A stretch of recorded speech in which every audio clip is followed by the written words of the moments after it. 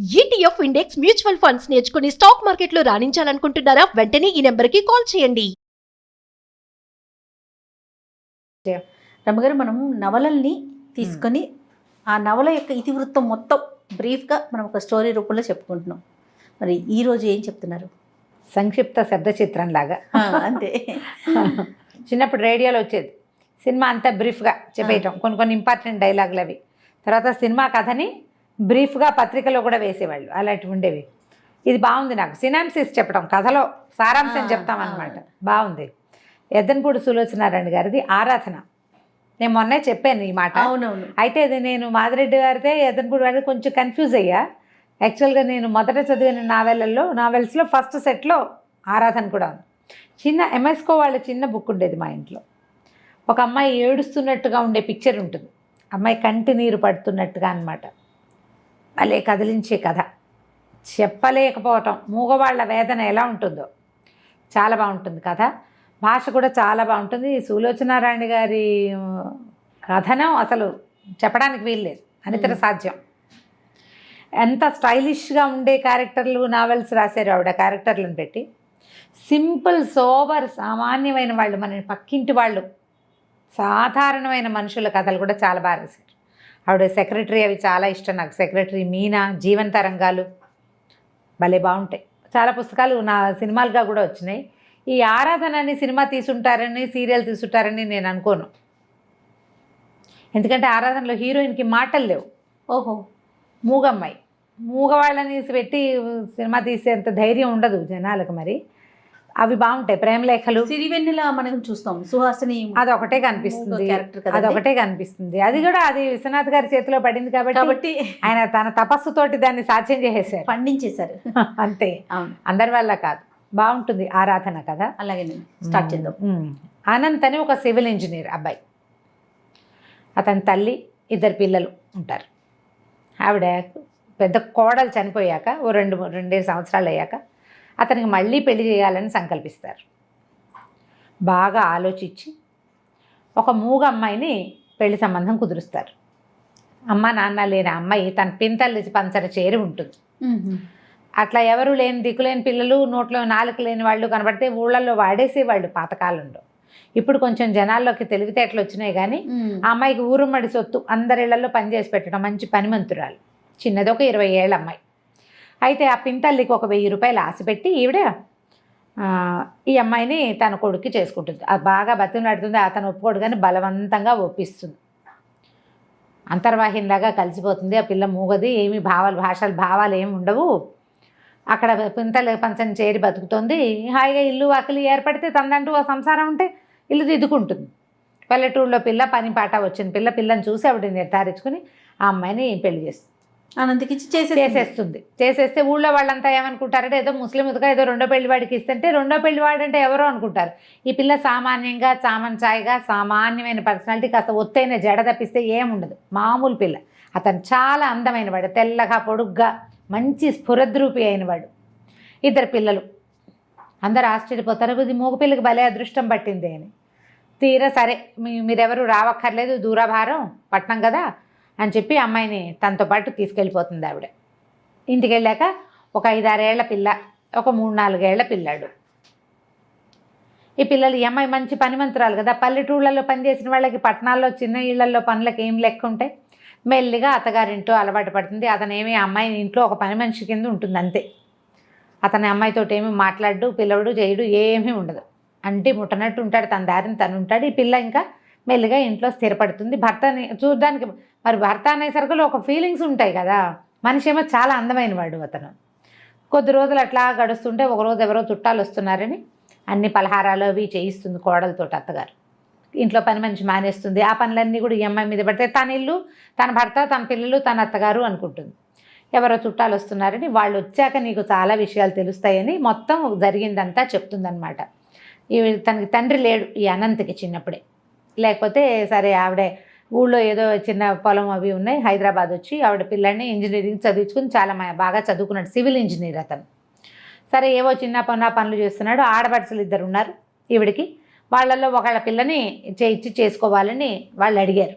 మొదటంతా వీళ్ళతో బాగా ఉండలేదు కానీ పిల్లాడికి మంచి చదువు, పెద్ద ఉద్యోగం వచ్చే అవకాశం ఉండేసరికి వాళ్ళు అడిగితే వీళ్ళు ఒప్పుకోవాలి. ఈవిడికి ఏంటంటే తనకి కూతురు లేని లోటు తీరుస్తూ ఇప్పుడు మా పిల్లాన్ని చక్కగా చూసుకుని ఆలోచించుకుంటారు కదా, ఒకడే కొడుకు వాడికి మంచి పెళ్ళం కావాలని. వాళ్ళు ఎవ్వరూ తన కొడుక్కి సరిపోయే పిల్లలుగా తోచరు. ఇతను ఏం చెప్తాడంటే, నేను పిల్లని ప్రేమించాను, సుధా అంటే అత్త కూతురు, ఏ అత్త కూతురుని చేసుకోమంటారో దాని ఫ్రెండ్ చాలా బాగుంటుందని చెప్పాడు. మనమే వెళ్ళి వాళ్ళ ఇంటికి వెళ్ళి పిల్లని అడగాలమ్మా అన్నాడు. ఇప్పుడు ఆశ్చర్యపోతే మనం వెళ్ళి అడగటం ఏమిట్రా, బలంతంగా ఒప్పిస్తాడు. బాగుంటుందని. తీరా వెళ్తే వాళ్ళ ఇంటికి ట్యాక్సీలో తీసుకెళ్తాడు. వెళ్ళాక ఆవిడకి తెలుస్తుంది వాళ్ళు బాగా డబ్బున్న వాళ్ళు, 2-3 ఆడపిల్లలు, ఎవరో తెలిసిన వాళ్ళు ఉంటారు. వాళ్ళు ఊరికే హలో అంటారు కానీ పిల్లేమో బెంగాణి బొమ్మల్లే చాలా అందంగా ఉంటుంది, అపరిమితమైన నాజూకు, బోళ్ళంత ఆస్తిపరులు. ఈవిడ ఒప్పుకోదు ఆ పెళ్ళికి. వాళ్ళు పెళ్లి గురించి వాళ్ళు ఏం మాట్లాడరు. ఈవిడ ఆ ఇంటికి వెళ్ళి మీ పిల్లని మా పిల్లాడికి ఇవ్వండి అని అడగటం ఎలాగో ఈవిడికి అర్థం కాదు. ఇంటికి వచ్చాక తల్లి కొడుకు పొట్లాడుకున్నారు. ఆవిడ చెప్తుంది అనమాట ఈ సంగతి అంతా. తను చక్కగా కలిసిపోతుంది. నాకు ఎంతో ఇష్టం ఆ రాధ అంటే పంచప్రాణాలు ఈ అనంత్కి. ఈవిడేమో అసలు ఆ పిల్లని పెళ్ళంగా ఉంచుకోవాలంటే నువ్వు ఎన్ని చెయ్యాలో తెలుసా, ఎన్ని పద్ధతులు మార్చుకోవాలంటే. వాళ్ళు కూడా పేదవాళ్ళేనమ్మా, మనలాంటి వాళ్ళే. క్రమంగా సంపాదించాడు ఆయన, పిత్రార్జితం కాదది. నేను కూడా అలాగే సంపాదిస్తాను, ఇంజనీరింగ్ చదివి నేను సంపాదించలేనా అంటాడు. రోజులు గడుస్తాయి. ఒకరోజు సాయంకాలం ఆ రాధని వెంట పెట్టుకుని పెళ్లి చేసుకుని తీసుకొచ్చేస్తాడు. ఓహో. తీసుకొచ్చాక ఆవిడకి తెలుస్తుంది ఆ అమ్మాయి ఒట్టి మనిషి కాదు. ఇంకా తొందరపడి పెళ్లి చేసేసుకున్నాడు. ఆ వచ్చిన రోజు నుంచి తప్ప మరుసటి రోజు నుంచి వీళ్ళ జీవితాల్లో సుఖం లేదు. ఇంకా మర్నాడు వాళ్ళ అమ్మ నాన్న వచ్చారు, తిట్టిపోసారు, నాన్నకు అలా చేశారు. తర్వాత కొంచెం మెల్లిగా నెలలు వచ్చినాయి. దాని ఫ్రెండ్స్ వచ్చేవాళ్ళు. వీళ్ళు మా అమ్మాయి ఖరీదైన ఇళ్లలో ఉన్న అమ్మాయి, ఇంత చిన్న ఇల్లు ఇరుగ్గా ఉంది, పరిసరాలు బాగుండలేదు అంటే ఊళ్ళో ఉన్న ఇల్లు పొలం అన్నీ అమ్మేద్దామని తల్లిని బలవంత పెట్టాడు. ఊళ్ళో పొలాలు అమ్మేశారు. ఇళ్ళ స్థలం ఎంత కష్టపడి ఎన్నేళ్ళో దాచి పెట్టుకున్న స్థలాలు మరి ఇంకేం చేస్తుంది. ఈవిడ ఒకడే కొడుకు, 40,000 ఎంతో మొత్తానికి అమ్మేసి ఇక్కడ ఇల్లు అద్దెకి తీసుకుంటాడు, అన్నీ ఏర్పరుస్తాడు, కులాసాగా ఉంటారు. మరి పెద్ద పిల్లకి ఏడాది వస్తుంది, మొదట ఒక పాప పుట్టింది. ఆవిడ వాళ్ళ అమ్మ నాన్న బాగా రాకపోక చేసి పిల్లని తమకు ఇచ్చేయమంటారు. ఈ అమ్మాయి కూడా పంపుదామనుకుంటుంది కానీ అతను ఒప్పుకోడు. నాకు తోబుట్టులు లేరు, ఎవరు లేరు, నేను ఒంటరిగా పెరిగాను, నా పిల్లలు నాతోటే ఉండాలంటాడు. ఈ పిల్ల కొంచెం ఏడాది నిండేసరికల్లా మళ్ళీ నెల తప్పుతుంది అమ్మాయికి. ఈసారి ప్రెగ్నెన్సీ కొంచెం కాస్త 2 నెలలు గడిచేసరికల్లా ఇల్లు జప్తు అయిపోతుంది. తల్లి పోట్లాడుతుంది, ఇంత డబ్బు పట్టుకొచ్చావు కదా, అంతా ఏం చేసావు, మరి వాడుతున్నాం కదా, జల్సాలకి వాడేసుకున్నారు డబ్బంతా. ఇక లబో దిబో. అక్కడి నుంచి ఏం చేస్తారు, వెంటనే ఇల్లు మారిపోయారు, చిన్న ఇంట్లోకి వెళ్ళారు. పిల్లకి కడుపుతో ఉన్న పిల్లకి మందు మాకు కూడా లేని స్థితి వచ్చేసింది. అతనికి ఉద్యోగం రాలా. ఆ ఊరు నుంచి తెచ్చిన డబ్బుతో ఇల్లు అవి కొనేసి అది చేసి ఖర్చు పెట్టేశాడు, ఎంజాయ్ చేసేసాడు. ఈ పిల్ల వాడికి అతనికి ఏంటంటే ఆ భార్య అమిత వ్యామోహం అమ్మాయి అంటే, దాన్ని సంతోషంగా ఉంచడమే కావాలంతే. సరే తీరా డెలివరీ అయ్యే టైంకి వాళ్ళ అమ్మా నాన్న వచ్చారు కానీ వాళ్ళేమీ వీళ్ళతో సరిగ్గా లేరు. ఇంత చిన్న ఇంట్లో ఉంటున్నారని ఏదో అంటారు. అమ్మాయి దిగులుగా ఉంటుంది. పిల్లడు పుట్టాక మా అమ్మ వాళ్ళ ఇంటికి వెళ్తానంటుంది, బెంగ పెట్టుకుంటోందని పంపిస్తారు. అక్కడికి వెళ్తే 2 రోజులు 4 రోజులకి తిరిగి వచ్చేస్తుంది, ఉండలేదు వాళ్ళ దగ్గర. వాళ్ళంతా డబ్బులు ఉన్నవాళ్ళు, అమ్మాయి పేదింట్లో ఉండిపోయింది. నాదే పొరపాటు, ఉద్యోగం లేని వాడు ఇంత ఖర్చు పెడుతుంటే ఎలాగా అని నేను అడగలేకపోయాను, నాకు తెలియలేదు, నా వల్లే మన పరిస్థితి ఇట్లా అయిందని ఫీల్ అవుతూ ఉంటుంది. పిల్లాడు కొంచెం పెరిగిన తర్వాత ఒకరోజు పిల్లలిద్దరిని తయారు చేసి నేను మా అమ్మమ్మ వాళ్ళ ఇంటికి వెళ్ళొస్తానని పిల్లలిద్దరిని ఇక్కడ పెట్టి పుట్టింటికి వెళ్తుంది. మర్నాడు పొద్దున మధ్యాహ్నం వాళ్ళ నాన్న వచ్చి ఆగమేఘాల మీద రాజకీయాలు ఎక్కడన్నాడు, నా కూతురుని చంపేశాడని కాల్ చేశాడు. ఆ అమ్మాయి అక్కడికి వెళ్ళి నిద్ర మాత్రలు వేసుకుని చనిపోయింది అమ్మ వాళ్ళ ఇంట్లో. నా వల్లే నా భర్త ఇట్లా అధోగతి పాలైపోయాడు, వీళ్ళకి మేము ఎప్పటికి పైకి వస్తాం, మా అక్క చెల్లెళ్ళ ముందు నేను ఎప్పుడు తలెత్తుకుని తిరుగుతాను, అలా దిగులు పడి దిగులతోటి సూసైడ్ చేసుకుంటుంది. ఈ పిల్లలు మిగిలిపోతారు. అది కష్టం మీద ఇప్పుడే ఏదో ఉద్యోగం, ఒక కాంట్రాక్టు లభించింది, సొంతంగా కాంట్రాక్టులు చేసుకుంటున్నాడు. ఇది మనసులో పెట్టుకో. ఆ రాధని మర్చిపోలేడు వాడు. ఆ రాధ ఒక నిర్భాగ్యురాలు, అదే ధైర్యంగా నిలబడ్డం చేతకాక, భర్తను సపోర్ట్ చేయలేక, తొలి కాలంలో తెలివి తక్కువతనంతో, తర్వాత కాలంలో బలహీనతతోటి చచ్చిపోయింది అని కోడలికి విస్తారంగా జరిగింది చెప్తుంది. ఆ భార్య మహాసౌందర్యవతి, పరమనాజుకు, అత్యంతంగా ప్రేమించాడు. ఈ సామాన్యమైన అమ్మాయిని భార్యగా కూడా ఇతను అంగీకరించాడు. తెలిసింది కదా, సరే కొంతకాలం మెల్లిగా అలవాటు అవుతుంది, లేని ఊరుకుంటుంది. చుట్టాలు ఎవరో వస్తారనుకుంటారు, వాళ్ళు రారు. మెల్లిగా ఇంట్లో అలవాటు పడిపోతుంది. ఏవో చిన్నవి ఇంట్లో వచ్చే సాధారణంగా అందరి ఇళ్లలో వచ్చేవే వస్తూ ఉంటాయి. కొంతకాలం అయ్యాక ఈవిడికి ఎక్కడికో వెళ్ళేందుకు అవకాశం వస్తుంది. ఫ్రెండ్స్ ఎవరో ఎక్కడికో వెళ్తున్నారు, మరి వాళ్ళతో పాటు యాత్రలకు వెళ్తానంటుంది. కొంచెం డబ్బులు వస్తున్నాయి వీళ్ళకి, కాస్త పర్వాలా. ఆయన అతను కాంట్రాక్ట్లు చేస్తున్నాడు, ఏదో హోటల్ కాంట్రాక్ట్ ఏదో తీసుకున్నాడు, డిజైన్లు గీసుకుంటూ ఉంటాడు. అయితే ఏమవుతుంది, ఆవిడ ఊరు వెళ్తానంటుంది. అన్నపూర్ణకి ఇదంతా అలవాటైపోయింది. పూర్ణ అమ్మాయి అన్నీ అలవాటైపోయినాయి. పిల్లల్ని చూసుకుంటుంది, పాలపై అవి రాయడం వచ్చు. ఆ అమ్మాయికి చెవులు వినిపిస్తాయి, మాట్లాడడం రాదు, రాసి చేయగలదన్నమాట. సరే వెళ్ళిపోతుంది ఆవిడ ఊరు. ఈ పిల్లల్ని పెట్టుకుని ఈ అమ్మాయి ఉంటుంది. ఒకరోజు ఏదో మేడ మీద పప్పు ఎండబోయటానికి వెళ్తుంది. పప్పులో పిల్లాడు నీళ్లు పోసేస్తాడు ఆటకి. ఎండబోయటానికి వెళ్తుంది. దిగి వచ్చేటప్పుడు అతను కనపడతాడు, సందు చివరి నుంచి భర్త వస్తే అతను మేడ మీద ఉంటే కేకలేస్తాడేమోనని గబగబా దిగిపోతూ చెంగు వదిలించుకుని వచ్చేస్తుంది. పిల్లాడు కష్ట పడిపోతాడు పైనుంచి. వాడి ముక్కు మూతు పగిలిపోతాయి. తెలుస్తుంది బ్లడ్ వచ్చేసింది. సరే ఏదో పౌడర్ రాసి ఏదో చేయబోతుంది. ఈ లోపల తండ్రి వస్తాడు. ఈ పిల్ల ఏం చెప్తుందంటే, పిల్లకి ఈ అమ్మాయి మొహం గిట్టదు. 5-6 ఏళ్ళు వచ్చినాయి కదా, చుట్టుపక్కల ఇళ్లలో పెత్తనాలకు వెళ్తుంది. అది మీ అమ్మ మీ పిన్ని వస్తే మీ నాన్న మీ ఇన్ని ఒకటైపోతారు, మిమ్మల్ని బాగా చూడరు, సవితల్లి ఫీలింగ్ ఎక్కిస్తారు దానికి. అదెంతసేపు మూగిపోద్దని దీన్ని అమ్మాయిని అన్నపూర్ణని తిడుతూ ఉంటుంది, ఎక్కిరిస్తుంది పిల్ల. 4-5 ఏళ్ల పిల్లలు అలా బిహేవ్ చేస్తారు. ఆ పిల్ల ఏం చేస్తుంది, నాన్న తమ్ముడు పప్పులో నీళ్ళు పోసాడని పిన్నే తమ్ముడు తోసేసింది అంటుంది. అయ్యో అనేసరికి చెంపకాయ కొడతాడు ఈ అమ్మాయిని. అసలు పిల్లల కోసమే కదా నువ్వు వచ్చావు, వీళ్ళు లేకపోతే నీ మొహం చూడాల్సిన అవసరం కూడా ఉండేది కాదు నాకు అని చెప్పి ఈ పిల్లాడినేమో హాస్పిటల్కి తీసుకెళ్తాడు. ఆ రాత్రంతా భారంగా గడుస్తుంది. మర్నాడు పొద్దున పిల్లాడు మాటలు వచ్చేసిన పిల్లవాడే కదా, వాడు పిన్ని నన్నేం తోయలేదు, నేనే పడిపోయాను చెప్తాడు. ఆ పిన్ని దిగేశాక నేను పడ్డానని చెప్తాడు. పిన్ని అక్కడ లేదా, దిగేసింది. అయినా పిన్ని నన్ను కొట్టదు, పిన్ని మంచిది.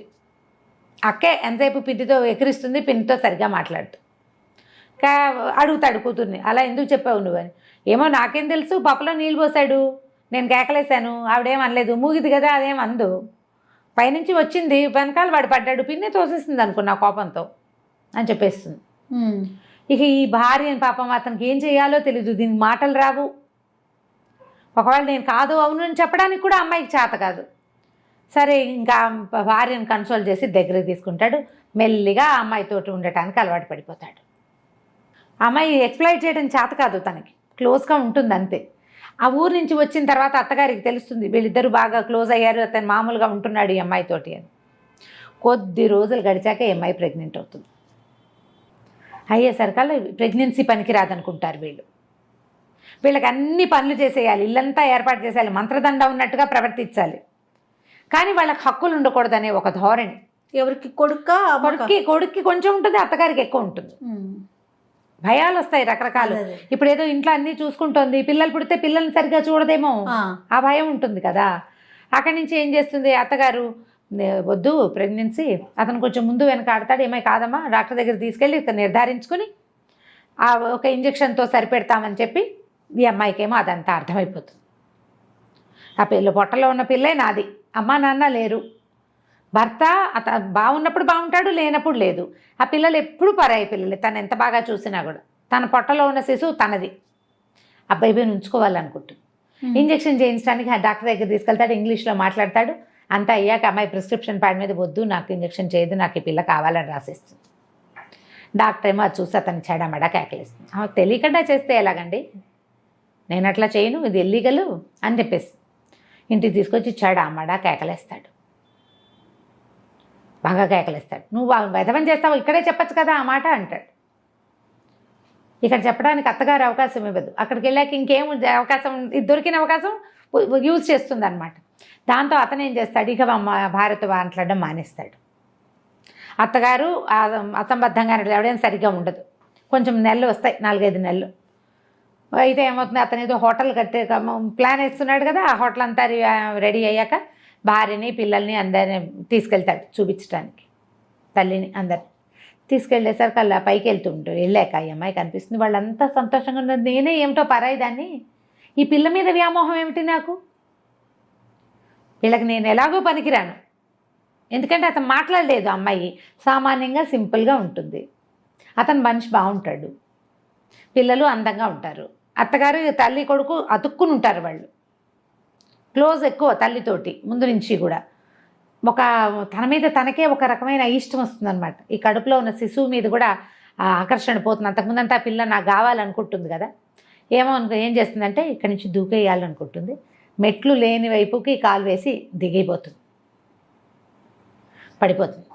పడిపోయేసరికి ప్రెగ్నెన్సీ పోతుంది. అత్తగారు అయ్యో అదేమిటో అమ్మ కాలు చెయ్యో విరిగితే ఎంత పని అయ్యేది అంటుంది. వీళ్ళకి కావాల్సింది అదే కదా, ఇప్పుడు తీగానే మాట్లాడతారు. వీళ్ళు ఈ పిల్లని లేకుండా చేయాలనే కదా చూశారు. సరే బాగా సారీ చెప్తాడు. మెల్లిగా కొన్నాళ్ళకి మళ్ళీ లైన్లో పడుతుంది, అంతా నార్మల్గా ఉంటుంది. ఇతనికి కొత్త పనులు వస్తాయి, పరిచయాలు పెరుగుతాయి, పెద్ద ఇల్లు తీసుకుంటారు, ఊళ్ళంతమంది వస్తూ ఉంటారు. క్రమంగా ఈ అమ్మాయికి ఇతనితో క్లోజ్గా ఉండాలనే ఫీలింగ్ కూడా. ప్రెగ్నెన్సీ పోయేసరికల్లా ఆడవాళ్ళకి సహజంగా ఒక అయిష్టం వచ్చేస్తుంది. అంతకుముందు భర్త అంటే చాలా ప్రీతి అవన్నీ ఉంటాయి, పాపం సహజంగా ఉండేదే కదా. కానీ పార్టీలు ఫంక్షన్లు వీళ్ళని పిలవటాలు ఎప్పుడు పనిచేస్తూనే ఉంటుంది. ఓ రోజు ఎవరో వస్తారు చాలామంది, వాళ్ళు ఒక చంటి పిల్లని తెస్తారు. వాడు తెగ ఏడుస్తాడు ఆ పార్టీలో. ఏడిస్తే పొద్దు నుంచి పని చేసుకుంటూ పిచ్చి చీర జుట్టు జడంతా పిచ్చిగా పాయలు బయటకు వచ్చేసి మాసిపోయినట్టున్న బట్టలతో ఉన్న ఈ అమ్మాయి ఏం చేస్తుంటే ఆ పిల్లాడు ఏడుపుని తట్టుకోలేకపోతుంది. కొంచెం ప్రెగ్నెన్సీ పోయి ఉంది కదా, అది పక్కన పరిగెత్తుకుంటూ వచ్చి ఆ పిల్లాడిని తీసుకెళ్తుంది లోపల. పని మనిషి అనుకుంటారు వాళ్ళు.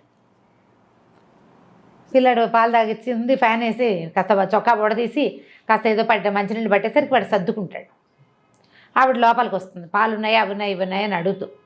తీరా అతను ఆవిడ చెప్తున్నాను మీరు ఇంకా పెళ్లి చేసుకోవచ్చు, అదేంటి పెళ్ళి ఎందుకంటే ఇదిగో నా వైఫ్ ఈవిడే అంటే ఆశ్చర్యపోతుంది ఆవిడ. అమ్మాయి అన్నాము, తను మూగది, మాట్లాడలేదు, బయటికి రాదు, పని చేస్తుంది ఎక్కువగా అని చెప్తాడు. వాళ్ళు ఆశ్చర్యపోతారు. అప్పటి నుంచి ఇతనికి ఏమనిపిస్తుంది అంటే వైఫ్ని అన్ని చోట్లకి తిప్పాలి, ఈ అమ్మాయిని ఇట్లా మూల ఉంచకూడదు అనిపిస్తుంది. వెనకాలకు తిప్పుకుంటాడు, భార్యను బాగా దగ్గర తీసుకుంటాడు. అత్తగారికి నచ్చదు. దీనికి ఎందుకురా మూగిది, అది ఇంట్లో ఉండేదానికే అంటుంది. అయినా అతను ఒప్పుకోడు. కాదమ్మా నేను అట్లా వదిలేను, తను వచ్చాకే నా జీవితం బాగుపడింది, ఇల్లు ఎప్పుడు శుభ్రంగా ఉంటుంది, పిల్లలు కడిగిన ముత్యాల్లా ఉంటారు, ఖర్చు ఎంత రూపాయి ఇస్తే అందులోనే ఖర్చు పెడుతుంది, ససేమిరా రూపాయి ఎక్స్ట్రా చేయదు, మంత్రదండం ఉన్నట్టుగా ప్రవర్తిస్తుంది, చేతిలో పని చేసుకుంటుంది. రాధతో నా జీవితం ఇలా కావాలనుకున్నా, కానీ రాధకి పని రాదు, పాట రాదు, ఏమీ రాదు, అందం తప్ప. నేను రాధని ప్రేమించాను కానీ నాకు కావాల్సింది ఇది జీవితం, ఇది ఈ అమ్మాయి దగ్గర ఉంది అని ఇంకా భార్యను తనతో పాటు తిప్పుకోవటం మొదలు పెడతాడు. కొద్ది రోజులు అయ్యాక ఎవరో ఒక పార్ట్నర్ కలుస్తారు. ఆ పార్ట్నర్ వాళ్ళ పిల్లలు బాగా తిరుగుతుంటారు. వాళ్ళకు సరోజని ఒక యంగ్స్టర్ పిల్ల ఒకటి ఉంటుంది, ఒక 20 ఏళ్ల పిల్ల. అది హ్యాండ్సమ్గా ఉన్న ఈయనకి అట్రాక్ట్ అవుతూ ఉంటుంది. ఎంతసేపు ఆనంద్కి ఇతను వెనకాల పడుతుంది. ఎంతసేపు అక్కడికి వెళ్దాం రా అని తీసుకెళ్తుంది. కొంచెం హ్యాండ్సమ్గా ఉన్న మగవాళ్ళు కనిపెట్టేసరికి పిల్లలకి అవకాశం ఉందనుకో, వీళ్ళు ఆటోమేటిక్గా కొంచెం అట్రాక్టివ్గా ప్రవర్తిస్తారు, ఫ్లర్టీగా ప్రవర్తిస్తుంది. ఈవిడికేమో ఆ పిల్ల వస్తే బాగుందనిపిస్తుంది అత్తగారికి. ఇప్పుడు నువ్వు నేను ఉంటామా, మన ఇల్లు ఎప్పుడు నిశ్శబ్దంగా ఉంటుంది. పిల్లలిద్దరు, రెండో పిల్లాడు కూడా స్కూల్కి వెళ్ళిపోవటం మొదలు పెడతాడు. పని లేదు, పని వాళ్ళు ఉన్నారు ఇంట్లో. అత్తగారు రోజు సరోజన చేసుకుందాం వీడికి అని మొదలు పెడుతుంది. ఆ రోజుల్లో ఇలా ఉండేవి. ఇది ఎర్లీ 70s ఏమైనా రాశారా, లేట్ 70s రాశారనుకుంటా. మూడో పెళ్లి చేద్దామని ఉంటుంది. ఈ మూగు పిల్లని చేసుకుని ఏం చేస్తాడు, వాడు లక్షాధికారి అయ్యాడు, ఇప్పుడు సంపాదిస్తున్నాడు, సంఘంలో పరువు ప్రతిష్ట, నలుగురిలో బయటికి వెళ్ళాలి, ఎవరినైనా తీసుకెళ్ళాలి తనతో పాటు. ఈ పిల్లకి మాటామంతి రాదు, సామాన్యంగా ఉంటుంది. వాడు అందానికి తగిన పిల్ల కాదు. అనవసరంగా తొందరపడి ఈ పిల్లని చేసుకున్నానేమో అనిపిస్తుంది ఆవిడికి. ఆయన పిల్లల్ని పెంచి పెద్ద చేస్తుంది, స్కూల్కి పంపుతుంది, చక్కదిద్దుతుంది, అవన్నీ వేరే, పనికిరాదు, అయినా పనికిరాదు. అయితే ఏమవుతుంది, ఈవిడికి ఎలాగైనా ఈ అమ్మాయిని పంపేసి ఆ సరోజని తెచ్చేసుకుందామని ఉంటుంది. అయితే ఏమవుతుంది, ఇంతలో ఈ అమ్మాయికి ఊరి నుంచి ఉత్తరం వస్తుంది. వాళ్ళ బాబాయ్ రాస్తారు, పింతల్లికి అస్సలు ఒంట్లో బాగోలేదని అన్నపూర్ణని పంపించమంటే అమ్మాయి దొరికింది ఛాన్స్ అని ఈవిడేం చేస్తుంది, ఈ అమ్మాయిని ఊరెళ్ళమంటుంది. అప్పటికే చెప్తుంది సరోజని చేసుకుందాము వీడికి అని. ఆ అమ్మాయికి విరక్తిగా ఉంటుంది, ఏం చేయాలో తెలియదు. ఇవన్నీ చేశాక ఇప్పుడు నన్ను పక్కన నువ్వు ఉండు ఇంట్లోనే, దాన్ని చేసుకుంటాడు సరదాగా అంటుంది. ఆ పూటే అతను అమ్మాయి వచ్చి ఇతన్ని సినిమాకో ఎక్కడికో లాక్కెళ్తుంది. ఈ పిల్ల నేను అన్నపూర్ణని ఊరు తీసుకెళ్తాను, ట్రైన్ ఎక్కిస్తాను, మీరు సినిమాకి వెళ్ళండి అని వాళ్ళని పంపించేస్తుంది. ఈ అమ్మాయికి తన ఎదురుగుండానే భర్త అమ్మాయితో కలిసి కారులో వెళ్తుంటే ఇక వీడు నాకేం దక్కుతాడు అనిపించేస్తుంది, విరక్తి పుట్టేస్తుంది కదా. సరే ఊరు వెళ్ళిపోతుంది. ఊరు వెళ్ళేసరికి అలా కొద్ది రోజులకే ఈ 4 6 పిల్లలు ఉంటారు ఆ పింతల్లికి. బాబాయ్ ఏమో పక్షవాతంతో మంచం మీద ఉన్నాయినా ఆవిడ కాస్త పోతుంది. పిన్ని పోయేసరికల్లా మరి ఆ ఇల్లు భారం ఎవరి మీద పడుతుంది, ఈ అమ్మాయి, ఆ ఇంటికి పెద్దది ఈ అమ్మాయి. సరే ఇంకా మెల్లిగా అక్కడ స్థిరపడుతుంది. పోయిందని తెలియగానే ఈవిడేమనుకుంటుంది, రాజేశ్వరమ్మ గారు అనంత్ వాళ్ళ అమ్మ, అమ్మయ్య ఆ ఇంట్లోకి దీని అవసరం ఉంది ఎలా ఫిక్స్ అయిపోతుంది, కొన్నాళ్ల పాటు రాదు, ఆ లోపల మన వ్యవహారం చక్కబెట్టేసుకోవచ్చు అనుకుంటుంది. అక్కడి నుంచి వచ్చి 2 రోజులు ఇక్కడ ఉండి మరి 4 చూసి నేను వెళ్ళొస్తాను, కాస్త డబ్బులు ఏవో కోడల చేతిలో పెట్టి ఇక్కడ అన్నీ సర్దుకున్నాకే మెల్లిగా రా, తొందర ఏం లేదు అని కోడల చేత మా భర్త ఇంకో పెళ్లి చేసుకున్నాడు నాకు అభ్యంతరం లేదని కాగితం మీద సంతకం పెట్టించుకుని పట్టుకెళ్తుంది. అతని పార్ట్నర్ తోటి మాట్లాడితే మీ కోడలు కనుక సంతకం పెడితే మేము పెళ్ళికో రెడీ అని చెప్పారు. వాళ్ళు ఒప్పుకున్నారు. సంతకం పెట్టి ఈ కాగితం నా దగ్గర ఉంటే వాళ్ళు ఒప్పుకుంటారని చెప్పి సైన్ చేయించేసుకుంటారు. ఎన్ని రోజులైనా ఈ అమ్మాయి ఇక్కడి నుంచి కదలకపోయేసరికల్లా బాబాయికి ఆశ్చర్యంగానే ఉంటుంది, ఏమిటి వెళ్ళదు, వాళ్ళ అత్తగారు ఉత్తరం రాయదేమిటి అని. అయితే మెల్లిగా ఏం చేస్తుందంటే ఈ బాబాయ్ గారు మరి ఇంకేం చేస్తారు, ఇల్లు చూసుకోవాలిగా, ఆయన ఏమో ట్యూషన్లు చెప్పడం మొదలు పెడతాడు. ఈ అమ్మాయి ఏమో ఈ పిల్లలకి వెనకాల దొడ్డంతా బాగు చేసి కూరగాయలు వేయిస్తుంది, బట్టలు కుట్టించి నలుగురికి ఊళ్ళో. మరి వీళ్ళకి డబ్బులు ఎక్కడి నుంచి వస్తాయి పాపం, అంతకుముందు పిన్ని ఏదో చేసేది. మెల్లిగా పిల్లల్ని ఇల్లు సంసారం అక్కడ దిద్దింది కదా, ఇక్కడ కూడా దిద్దడం మొదలు పెడుతుంది. మొదలు పెట్టేసరికల్లా ఉత్తరం గిత్తరం ఏం రాదు. బాబాయ్ నిలదీసి అడుగుతాడు, ఏమిటమ్మా మీ ఆయన ఉత్తరం రాయలా, మా అత్తగారు ఉత్తరం రాయలేదంటే, బాబాయ్ ఇంక నేను వెళ్ళను, మా అత్తగారి ఈ ప్లాన్లో ఉంది, నా శక్తి ఉన్నంత వరకు నీ ఇల్లు కాపాడుతాను, నీతో పాటు నన్ను ఉండనివ్వని. ఆయన ఆశ్చర్యపోతాడు, ఏం చేయాలో అర్థం కాదు. ఊళ్ళో వాళ్ళకు కూడా అంతకుముందు చాలా అందమైన మొగుడు, మంచి ఇంజనీరు, అత్తగారు కూడా శుభ్రంగా ఉంది, అమ్మాయి వెళ్ళిపోతుంది అనుకుంటారు. వెళ్ళకపోయేసరికి వాళ్ళకి అనుమానంగానే ఉంటుంది, ఏమిట్రా వెళ్ళటం లేదు, వాళ్ళు ఉత్తరాలు రాయట్లేదు, ఉత్తరం వచ్చినస్తే ఊళ్ళో తెలిసిపోతుంది పల్లెటూళ్ళలో. సరే సడన్గా ఒకరోజు ఇంకా అయిపోయి ఉంటుంది పెళ్ళి అనుకుంటుంది. ఆవిడ ఉత్తరం రాస్తుంది అత్తగారు ఒకసారి వాళ్ళ మేనమావలతో మాట్లాడామని, సింపుల్గా ఇంట్లోనే పెళ్లి చేయదలుచుకున్నామని, అంతా అయ్యాక ఇక్కడంతా సర్దుబాటు అయ్యాక ఉత్తరం రాస్తాను, వీలు చూసుకుని వచ్చేద్దుగానని రాస్తుంది. కోడల్ని వదలదు ఆవిడ, ఈ పని చేయడానికి కావాలి కదా, ఆ ఇల్లు దిద్దడానికి ఈ అమ్మాయి కావాలి. ఆ అమ్మాయి సరదాగా చిన్నపిల్ల, దానికేమొచ్చు ఈ పనులన్నీ, ఇల్లు వాకిలి చూడడం అంటే చిన్నపిల్లల వల్ల కాదు కదా, గడిగట్టిన వాళ్ళు కావాలి. ఉత్తరం రాయిస్తానని రాస్తుంది. ఆ ఉత్తరం తీసి బాబాయ్ చేతులు పడుతుంది, ఇదిగో ఇది నా పరిస్థితి అని. ఇక మెల్లిగా ఊళ్ళో స్థిరపడుతుంది, బట్టలు కత్తిరించడాలు అవి ఇవి జాకెట్లు కుట్టడాలు, అమ్మాయికి వచ్చిన పనులు. మెల్లిగా దొడ్డి వాకిలి ఏర్పరిచి చిన్నపిల్లల్ని స్కూల్కి పంపించి పెద్ద పిల్లల్ని స్కూల్ మానిపించి తనతో ఉంచుకొని వంట పని నేర్పించి ఏదో తంటాలు పడుతూ ఉంటుంది. సడన్గా ఓ రోజు టెలిగ్రామ్ వస్తుంది. ఆయన మా బాబాయ్ అంటాడు, పూర్ణ ఏమిటమ్మా అట్లా అన్నావు, మీ ఆయన నేను పంపించమని ఉత్తరం టెలిగ్రామ్ పంపించాడమ్మా చూడు అంటే, అమ్మ ఏమనుకుంటుందంటే వాళ్ళకి ఏవో పిల్లలకు ఒంట్లో బాగుండలేదని ఇచ్చాడు టెలిగ్రాము, చిన్నపిల్ల దానివల్ల కాదు, అత్తగారు పెద్దది ఆవిడ వల్ల కాదు, అందుకని నన్ను పిలుస్తున్నారు వీళ్ళు, నేను వెళ్ళినాను వేసుకుంటూ. 4 రోజుల తర్వాత ఉత్తరం వస్తుంది. ఈయనకే రాస్తాడు, రంగనాథం గారు నేను అనంతని మా అమ్మ తీర్థయాత్రలకు వెళ్ళింది, పిల్లలకి తీవ్రమైన అనారోగ్యం, బాబు దక్కేలాగా లేడు, పూర్ణని పంపించండి, నేను ఒక్కడినే చూసుకోలేకపోతున్నాను, నాకు చాలా పని ఒత్తిడి, పిల్లలకి జ్వరాలు అని రాసేసరికి ఇక ఆగలేకపోతుంది. ఆ పిల్లాడంటే చాలా ముద్దు, పెంచిన మమకారం ఉంటుంది కదా. సరే అక్కడి నుంచి ఈ అమ్మాయి వస్తుందని వాళ్ళకి తెలియదు కదా, రైల్వే స్టేషన్కి దగ్గరే, స్టేషన్ నుంచి ఇంటికి వెళ్ళటం తెలుసు తనకి. స్టేషన్ నుంచి ఇంటికి వెళ్ళేసరికల్లా డాక్టరు భర్త ఎదురుపడతారు ఇంట్లో నుంచి వస్తూ. ఈ అమ్మాయిని చూస్తూనే ఆశ్చర్యపోతాడు, ఎవరొచ్చారు ఎలా వచ్చావు అంటే ఏం మాట్లాడదు. సరే అని దారిస్తాడు, లోపలికి వెళ్తుంది. ఇల్లు నేను వదిలేని పెట్టిన ఇల్లేనా ఇది అని ఆశ్చర్యపోతుంది. ఇల్లంతా మురికి కూపం, అత్తగారు ఇట్లా ఉన్న ఇల్లు ఎలా వదిలిపెట్టి వెళ్ళిపోయిందో అర్థం కాదు అమ్మాయికి. పిల్లలు మంచాల మీద ఉన్నారు, మంచాన్ని బంతిలా ఉండే పిల్లాడు బల్లిలాగా మంచానికి అతుక్కుపోయి కనిపిస్తాడు. ఆ కూతురికి విపరీతమైన జ్వరం, ఇల్లంతా మందు సీసాలు, అతని చొక్కాకి గుండీలు లేవు, ప్యాంట్ మీదంతా మందు మరకలు, ఇల్లంతా మహాలోకంలాగా ఉంటుంది, మాసిపోయిన బట్టలు ఎక్కడ పడితే అక్కడ. ఈయన టెన్షన్తో కాల్చేసిన సిగరెట్ పీకలు. ఏం చేస్తారు? అక్కడి నుంచి వచ్చాడు. వచ్చిన తర్వాత చూస్తే పిల్లకి బాగా సీరియస్ అయిపోతుంది. పిల్లవాడికి జ్వరం జారినప్పుడే పిల్లకి సీరియస్ అయిపోతుంది. ఏవో మందులు తీసుకొస్తాడు. ఏం చేస్తుంది, ఇంకా గబగబా కొంగు బిగించి మెల్లిగా ఓ పక్క నుంచి మొదలుపెట్టి ఇల్లంతా ఊడ్చి ఎత్తిపోసి చెత్తలని పిల్లల పక్కలు మార్చి తను తెచ్చుకున్న పెట్టలోంచి పక్క దుప్పట్లేవి, ఉతికిన దుప్పట్లే లేవు ఆ ఇంట్లో.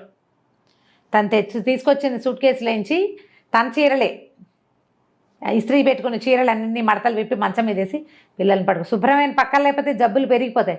ఆ ఇంట్లోకి రాగానే అతను కనిపిస్తుంది, అన్నపూర్ణ చేతిలో ఏదో మంత్రదండ ఉంది, ఇల్లంతా క్లీన్, గంటలో పక్కలు చూస్తే పడుకోవాలనిపిస్తుంది. ఎన్నిసార్లు అనుకుంటాడనమాట అతను, ఈ అమ్మాయి ఉండబట్టే నా జీవితం హాయిగా ఉంది అని.